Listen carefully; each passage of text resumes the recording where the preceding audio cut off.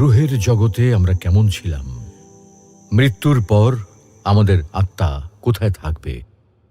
প্রিয় দর্শক, আজকে আমরা একটি অত্যন্ত গুরুত্বপূর্ণ বিষয় নিয়ে আলোচনা করব, আর সেটি হচ্ছে রুহের জগতে আমরা কেমন ছিলাম, মৃত্যুর পর আমাদের আত্মা কোথায় থাকবে। আদিতে আল্লাহ রাব্বুল আলামিন একাকী ছিলেন, কোনো কিছু সৃষ্টি করেননি। অতঃপর তিনি ইচ্ছা করলেন মহাবিশ্ব সৃষ্টি করবেন, মাখলুকাত সৃষ্টি করবেন। তখন তার মহা ইলমের মধ্যে মানুষ সৃষ্টির পরিকল্পনা ছিল। পরিকল্পনা মোতাবেক তিনি সকল মানুষের রূহ সৃষ্টি করলেন, আর এই রূহগুলিকে সৃষ্টি করে যে জগতে রাখলেন তাকে বলা হয় আলমে আরওয়াহ বা রুহের জগৎ। আল্লাহ তাআলা মানুষের জন্য 4টি জগৎ নির্ধারিত করে রেখেছেন। ইসলামিক স্কলারদের মতে এই 4টি জগৎ হচ্ছে: 1 আলমে আরওয়াহ বা রুহের জগৎ, 2 হচ্ছে দুনিয়ার জগৎ, 3 আলমে বারজাখ বা কবরের জগৎ, এবং 4 আখিরাতের জগৎ। মানুষের জীবন এই 4টি জগৎ নিয়ে গঠিত এবং প্রতিটি মানুষকে এই 4 জগৎই অতিক্রম করতে হবে। আমরা প্রথমে আলমে আরওয়াহ বা রুহের জগতে ছিলাম, সেখান থেকে দুনিয়ার জগতে এসেছি। তারপর একদিন এই দুনিয়া ছেড়ে আলমে বারজাখ বা কবরের জগতে চলে যাব। অতঃপর সেখান থেকে অন্তহীন আখিরাতের জগতে প্রবেশ করব।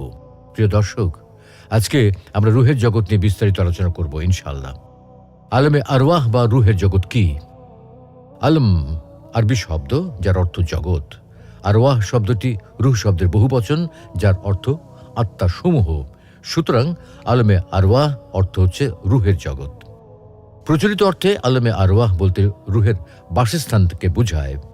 মহান আল্লাহ রাব্বুল আলামিন মানবকুলের রুহ সৃষ্টি করে যে জগতে রেখেছিলেন সেই জগৎকে বলা হয় আলমে আরওয়াহ বা রুহের জগৎ।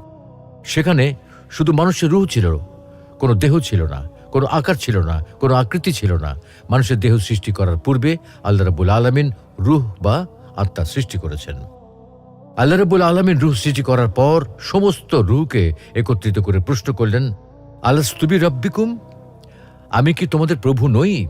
তখন সমস্ত রুহ এক বাক্যে জবাব দিল, অবশ্যই আপনি আমাদের প্রভু। এই ঘটনাটি পবিত্র কোরআনুল কারীমে এভাবে এসেছে। আল্লাহ তাআলা বলেন, وَإِذْ أَخَذَ رَبُّكَ مِنْ بَنِي آدَمَ مِنْ ظُهُورِهِمْ ذُرِّيَّتَهُمْ وَأَشْهَدَهُمْ عَلَى أَنفُسِهِمْ أَلَسْتُ بِرَبِّكُمْ قالوا بلى شهدنا أن تقولوا يوم القيامة إنا كنا عن هذا غافلين। ওই সময়ের কথা স্মরণ করুন যখন আপনার পালনকর্তা বনি আদমের পিঠ থেকে তাদের সন্তানদের বের করে আনলেন এবং তাদের কাছ থেকে তাদের নিজেদের ব্যাপারে সাক্ষ্য নিলেন যে আমি কি তোমাদের পালনকর্তা নই? তারা বলল, অবশ্যই আপনি আমাদের পালনকর্তা। আমি সাক্ষ্য এজন্যই নিয়েছি যেন তোমরা কিয়ামতের দিন এটা না বলতে পারো যে বিষয়টি আমাদের জানা ছিল না। উল্লেখিত আয়াত থেকে এই কথাটি স্পষ্টভাবে বোঝা যায় যে মানুষের দেহ সৃষ্টি করার পূর্বে আল্লাহ রাব্বুল আলামিন রূহ সৃষ্টি করেছেন। রূহ সৃষ্টি করে আল্লাহ রাব্বুল আলামিন তাদের সাথে কথা বলেছেন এবং তাদেরকে প্রশ্ন করেছেন, আমি কি তোমাদের প্রভু নই? তখন তারা এক বাক্যে সকলেই বলেছিল, অবশ্যই আপনি আমাদের প্রভু। তাই বলা যায় যে রুহের জগতে কেউ কাফের ছিল না, কেউ মুশরিক ছিল না, সকলেই মুমিন ছিল। রুহের জগতে আল্লাহ তাআলা মানুষের কাছ থেকে তার রুবুবিয়ত বা প্রভুত্ব সম্পর্কে ওয়াদা নিয়েছিলেন। আল্লাহ তাআলা মানুষকে জিজ্ঞেস করেছিলেন, আমি কি তোমাদের রব নই? ওই দিন আল্লাহ তাআলার জালালিয়তের সামনে কেউ তার রুবুবিয়ত বা প্রভুত্বকে অস্বীকার করতে পারেনি। যারা দুনিয়াতে এসে কাফের হয়েছে তারাও অস্বীকার করতে পারে নাই। সবাই এক বাক্যে আল্লাহ তাআলার রুবুবিয়্যাহ বা প্রভুত্বের স্বীকৃতি দিয়েছিল। রুহের জগতে কেউ কাফের ছিল না, সবাই একমাত্র আল্লাহ তাআলাকেই মান্য করেছিল। তাই কোনো নাবালক বাচ্চা মৃত্যুবরণ করলে তার কোনো পাপ নেই, সে মুমিন, তাকে জান্নাত দেওয়া হবে, সে জান্নাতে বসবাস করবে। ঠিক তেমনি কোনো পাগল ব্যক্তিরও কোনো পাপ নেই, সেও জান্নাতে প্রবেশ করবে, কারণ তারা সবাই রুহের জগতে আল্লাহ রাব্বুল আলামিনকে রব হিসেবে স্বীকৃতি দিয়েছিল। যেমনটি হাদিস শরীফ এসেছে, মহানবী সাল্লাল্লাহু আলাইহি ওয়াসাল্লাম বলেন, প্রতিটি মানুষ ফিতরাতের ওপর জন্মগ্রহণ করে থাকে। ফিতরা হচ্ছে আল্লাহর প্রতি বিশ্বাস বা ঈমান।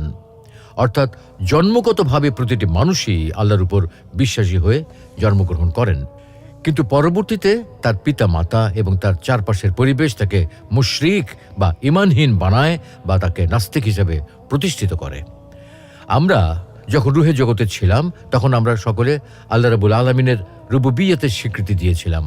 সেই স্বীকৃতির কথা আমাদের মনে আছে কিনা সেটাকে পরীক্ষা করার জন্য মহান আল্লাহ রাব্বুল আলামিন আমাদেরকে এই দুনিয়াতে প্রেরণ করেছেন। তিনি আমাদেরকে রুহের জগৎ থেকে এমন এক জগতে স্থানান্তর করলেন যেখানে মানুষকে তার কর্মের মাধ্যমে তিনি পরীক্ষার ব্যবস্থা করলেন। মানুষকে সত্যি রুহের জগতে বলেছিল, অবশ্যই আপনি আমাদের প্রভু। সেটা দুনিয়াতে এসে কি মনে রেখেছে নাকি ভুলে গিয়েছে? যেমন আল্লাহ তাআলা বলেন, أحسب الناس أن يتركوا أن يقولوا آمنا وهم لا يفتنون। মানুষ কি মনে করে তারা শুধু একথা বলি অব্যাহতি পেয়ে যাবে যে আমরা আল্লাহকে বিশ্বাস করি, অথচ তাদেরকে পরীক্ষা করা হবে না? উক্ত আয়াতের মাধ্যমে বোঝা যায় যে আমরা রুহের জগতে অঙ্গীকার করেছিলাম, অবশ্যই আপনি আমাদের প্রভু। সেটা পরীক্ষা করার জন্যই আল্লাহ রাব্বুল আলামিন আমাদেরকে এই দুনিয়াতে প্রেরণ করেছেন। রুহের জগৎ সম্পর্কে হাদিসে এসেছে, আম্মাজান আয়েশা রাদিয়াল্লাহু তাআলা আনহা বলেন, আমি নবী করিম সাল্লাল্লাহু আলাইহি ওয়াসাল্লামকে বলতে শুনেছি, সমস্ত রূহ সেনাবাহিনীর মতো একত্রিত ছিল। সেখানে যে সমস্ত রুহের পরস্পর পরিচয় ছিল, এখানেও অর্থাৎ এই দুনিয়াতেও তাদের মধ্যে পরস্পর পরিচিতি থাকবে। আর সেখানে অর্থাৎ রুহের জগতে যাদের মধ্যে পরস্পর পরিচয় হয়নি, এখানেও তাদের মধ্যে পরস্পর মতভেদ থাকবে। বুখারী শরীফের উল্লেখিত হাদিসের মাধ্যমে রুহের জগতে মানুষের কর্মকাণ্ড সম্পর্কে আমরা একটি স্পষ্ট ধারণা পেলাম। কেউ কেউ বলেন যে মানুষ সৃষ্টি 2000 বছর পূর্বে আল্লাহ তাআলা রুহ সৃষ্টি করেছেন। প্রকৃতপক্ষে যে হাদিসের উদ্ধৃতি দিয়ে দেহ সৃষ্টির 2000 বছর পূর্বে রুহ সৃষ্টির কথা বলা হয়, সেই হাদিসটি সঠিক নয়। আবার কোন কোন ইসলামিক স্কলার বলেন, আলমে আরওয়াহ বা রুহের জগৎ বলতে আসলে কোনো জগৎ নেই। প্রকৃতপক্ষে রুহ হচ্ছে মহান আল্লাহ রাব্বুল আলামিনের একটি আদেশ মাত্র। মানুষ যখন তার মাতৃগর্ভে বেড়ে ওঠে এবং তার দুনিয়াতে আসার উপযুক্ত সময় হয়, তখন মহান আল্লাহ রাব্বুল আলামিনের নির্দেশে তার দেহের ভিতর রুহ ফুঁকে দেওয়া হয়। তাই বলা যায় যে রুহের জগৎ বলতে কোনো জগৎ নেই। তারা দলিল হিসেবে আল কোরআনের এই আয়াত উল্লেখ করে থাকেন। ويسألونك عن الروح قل الروح من أمر ربي وما أوتيتم من العلم إلا قليلا। তারা আপনাকে রূহ সম্পর্কে জিজ্ঞেস করে, আপনি বলে দিন, রূহ আমার পালনকর্তার আদেশ মাত্র। এ বিষয়ে তোমাদেরকে সামান্য জ্ঞানী দান করা হয়েছে। উল্লেখিত আলোচনার মাধ্যমে আমরা বলতে পারি যে আলমে আরওয়াহ বা রুহের জগৎ সম্পর্কে মূলত মহান আল্লাহ রাব্বুল আলামিনই সবচেয়ে ভালো জানেন, কেননা এটি একটি গায়েবী বিষয়। অতএব এ বিষয় সম্পর্কে আমরা আল কোরআন ও বিশুদ্ধ হাদিসের বর্ণনার মাধ্যমে যতটুকু জানতে পেরেছি তার উপর ঈমান রাখি, বিশ্বাস স্থাপন করি। এর চেয়ে অধিক আর কিছু আমরা বলতে পারবো না। মৃত্যুর পর আমাদের আত্মা কোথায় থাকবে? সুপ্রিয় দর্শক, এতক্ষণ আমরা আলমে আরওয়াহ সম্পর্কে আলোচনা করেছি।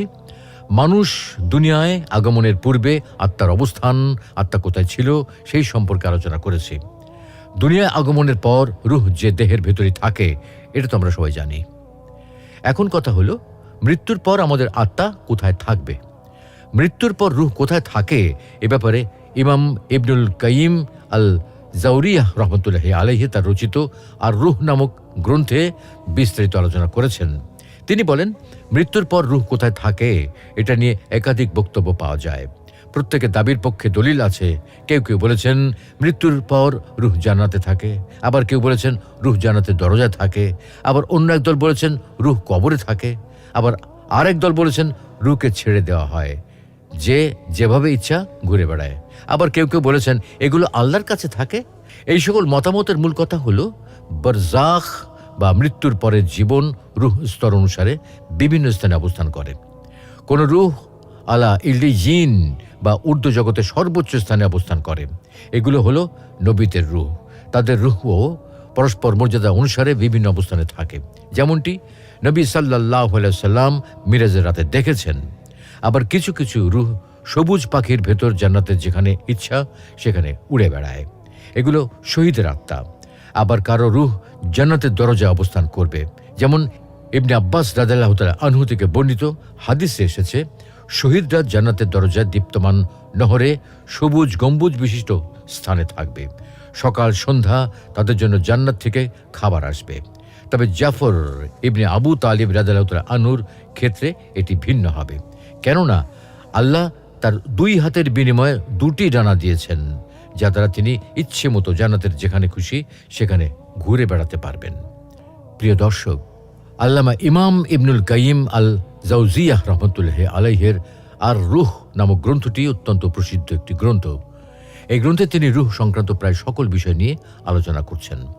তাই আল্লামা জালালউদ্দিন সুয়ুতী রাহমাতুল্লাহি আলাইহির নামে এ বিষয়ে একটি তাহকিকপূর্ণ কিতাব লিখেছেন। সেখানে তিনি ইবনুল কাইয়িম আল জাওজিয়াহ রাহমাতুল্লাহি আলাইহির বক্তব্যের সার সংক্ষেপ উল্লেখ করেছেন। উক্ত কিতাব দুটির সামগ্রিক বক্তব্যের আলোকে মৃত্যুর পর মানুষের রূহ কোথায় থাকবে এ বিষয়ে 2টি কথা বলা যায়। প্রথম কথা হলো, একদল মানুষ বলেন রূহের অস্তিত্ব যেমন আছে, এর দেহ এবং অবয়ব যেমন আছে, তেমনি মৃত্যুর পর এর অবস্থানেরও নির্দিষ্ট জায়গায় আছে।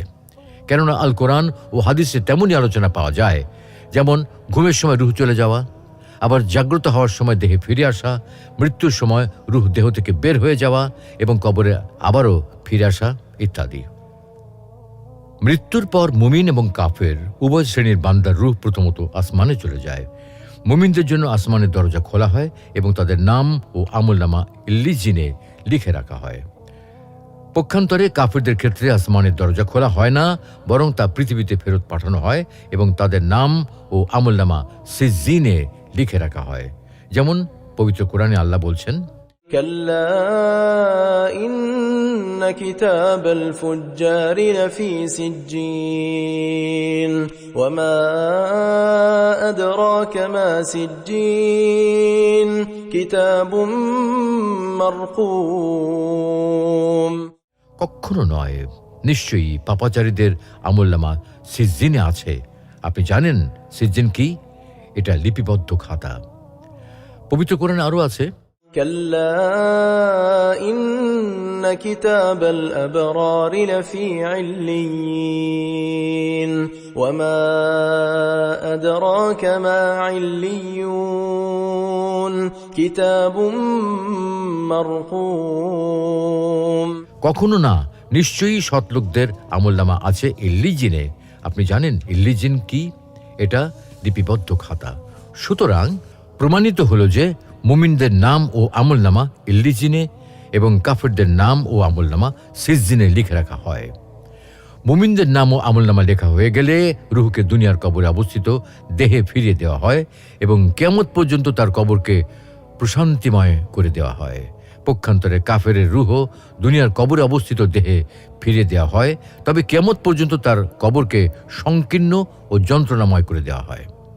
এ প্রসঙ্গে শাইখুল ইসলাম ইবনু তাইমিয়া রহমতুল্লাহি আলাইহি বলেন, সমস্ত সহিহ হাদিস থেকে প্রমাণিত হয় যে মৃত্যুর পর রূহ আবারও দেহে ফিরিয়ে দেওয়া হয় এবং এটাই জমহুরদের মতামত।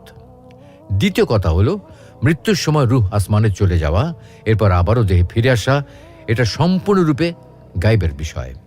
এ বিষয়ে মৌলিকভাবে বিশ্বাস রাখা ওয়াজিব, তবে এর কৈফিয়ত বা প্রক্রিয়া সম্পর্কে আলোচনা করা উচিত নয়, কেননা এটা আলমে বারজাখ বা অন্তর্বর্তী জগতের বিষয়, যে সম্পর্কে আল্লাহ ব্যতীত অন্য কারো কোনো ধারণা নেই। প্রখ্যাত আলেমে দিন শেখ ইবনু উসাইমিন বলেন, মৃত্যুর পর মানুষের রূহ আসমান থেকে আবারও দেহে ফিরে আসে এবং দেহের ভিতরে অবস্থান করে। তবে এই ফিরে আসার পরের অবস্থানটা দুনিয়ার জগতে জীবিত অবস্থার মতো নয়, বরং এটা আলমে বারজাখ বা অন্তর্বর্তী জগতে দেহের ভিতরে রূহের অবস্থান, যা একটি গায়বী বিষয়, যার প্রক্রিয়া সম্পর্কে কারো কোনো ধারণা নেই। সুতরাং এই ধরনের গায়বের বিষয়ে আমাদের কর্তব্য হলো তাওয়াক্কুফ করা, অনর্থক অনুসন্ধান না করা। কারণ আল্লাহ তাআলা পবিত্র কোরআনে ইরশাদ করেন, ولا تقف ما ليس لك به علم إن السمع والبصر والفؤاد إن السمع والبصر والفؤاد كل أولئك كان عنه مسؤولا। যে বিষয়ে তোমার কোনো জ্ঞান নেই তার পিছনে পড়ো না। নিশ্চয়ই কান, চোখ ও অন্তর এদের প্রত্যেকটাই জিজ্ঞাসিত হবে।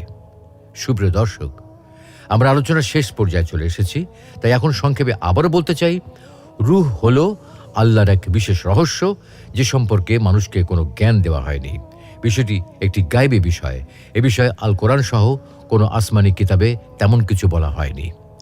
এমনকি তাওরাত গ্রন্থেও এ বিষয়ে বিশেষ কিছু বর্ণনা করা হয়নি, বরং সম্পূর্ণ বিষয়টিকে মানুষের কাছ থেকে গোপন রাখা হয়েছে। তাই রূহের বিষয়ে যেমন মানুষের পক্ষে নিশ্চিত করে কিছু বলা সম্ভব নয়, তেমনি মানুষের পর রূহ কোথায় থাকে বা থাকবে এ বিষয়েও নিশ্চিত করে কিছু বলা সম্ভব নয়। বরং এ বিষয়ে তাওয়াক্কুফের মতো পোষণ করাই হলো সর্বোত্তম মতামত ও অনুকরণীয় পন্থা। রাইসুল মুফাসসিরিন আব্দুল্লাহ ইবনে আব্বাস রাদিয়াল্লাহু তাআলা আনহু সহ অধিকাংশ সালাফে সালেহিন এই মতামতে পোষণ করতেন, এবং আব্দুল্লাহ ইবনে আব্বাস রাদিয়াল্লাহু তাআলা আনহুকে রূহ বিষয়ে কিছু জিজ্ঞাসা করা হলে তিনি বলতেন, রূহ হলো আল্লাহর আদেশ বিশেষ, তোমরা বিষয়টি নিয়ে এত বাড়াবাড়ি করো না। বরং এ বিষয়ে আল্লাহ তার নবীকে যতটুকু জানিয়েছেন এবং যেমনটি বলেছেন, এ বিষয়ে তোমাদেরকে খুব সামান্যই জ্ঞান দেওয়া হয়েছে, তার চেয়ে বেশি কিছু বলতে যেও না। আল্লাহ রাব্বুল আলামিন আমাদের সকলকে গায়বী বিষয়ে তিনি যতটুকু জানিয়েছেন ততটুকুর উপরই পরিপূর্ণভাবে ঈমান আনা তৌফিক দান করুন, এবং অপ্রয়োজনীয় বিষয়ে অনুসন্ধান করা থেকে বিরত থাকার তৌফিক দান করুন। আমিন।